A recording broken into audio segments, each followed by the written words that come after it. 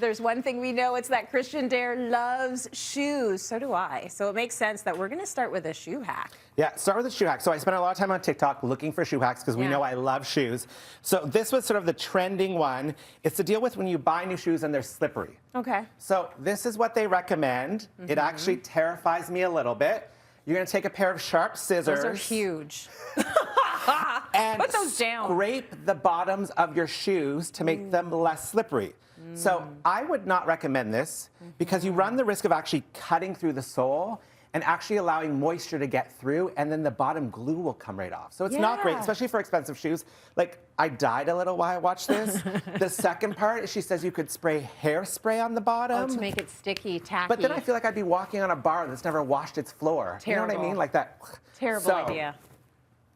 Tip in a pinch. Yes. Sandpaper or your emery board. That's smart. You just want to scuff it slightly, or you go out on the sidewalk and you just do this a little bit. Yeah. That will help you. Yeah. Pro stylist tip.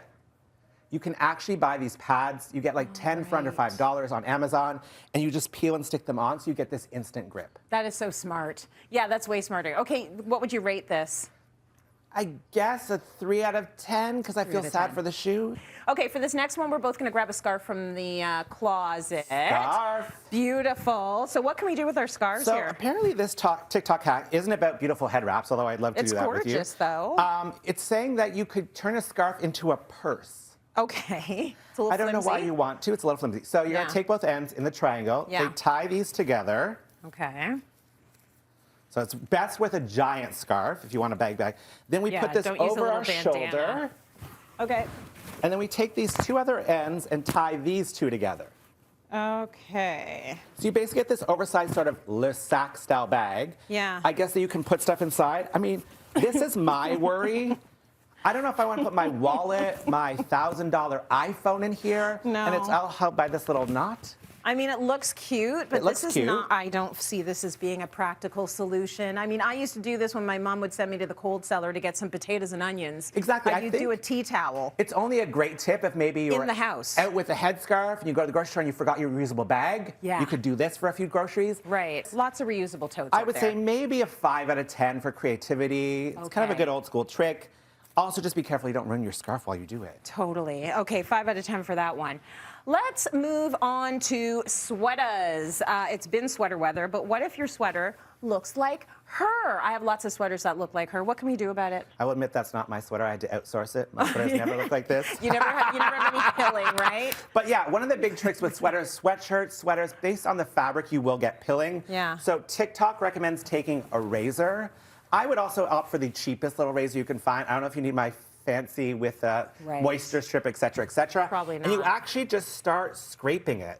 So it does technically work. I've done this before. I will tell you this, though. Do not try this on your $300 cashmere sweater because just like your husband will tell you, when you shave, it also pulls. It doesn't just cut. Yeah. So it's an okay tip. In a pinch, I guess this is a 5 out of 10. Yeah. Just do not do it on really expensive sweaters because I fear for those sweaters. Absolutely. Okay, let's grab our belts next because we've got a belt hack. Thank you. So what are we doing with this? Belt hack is, I don't know if you've ever had a belt where you've lost weight and it's too big for you. Well, I used to steal my dad's belts, and those were too big for me. I mean, I'm still hoping for me. So one of the tricks with these is you actually, as you thread it through, is you avoid using this metal and you push it to the bottom. Okay. So it's literally almost like you're working with sort of just tension to pull it across. So you can see the metal's down at the bottom. Right. And then what happens is you often have this lot of extra leftover. So on TikTok, they recommend going down and up and over. So you make this beautiful cute little knot. It's actually like a really old school styling trick many of us done for years. Yeah. It's a great way to tuck in the extra tail if it's too long, right? It works. It works. Yeah. I think it works really well if you want to do sort of a slouchy belt. If you really need that belt to hold up your pants, Forget it's it. not going to work. No, it's more style. In a pinch, you can, and I know you've done this. Yeah. Make a new hole with scissors or a hammer. Got to get to the club. Yeah, do it, right? Pro tip, they actually make a belt hole maker. Oh, So you can get this for only $20. It will actually put a new hole in your belt in a bunch of different sizes. You can also stop by your shoe repair store. They often will do it for you for free. They sure will. Be super sweet to them and really nice. Christian, did you give this a rating? I would rate that one. I mean, I think it's really cool. Styling, maybe a 7 out of 10, because actually I think it's really good in a pinch trick to do. Yeah. Right? Okay, love that. Christian, so good. I love that we're getting the tried and tested truth about these hacks so we know which ones are actually worth trying and which ones we can just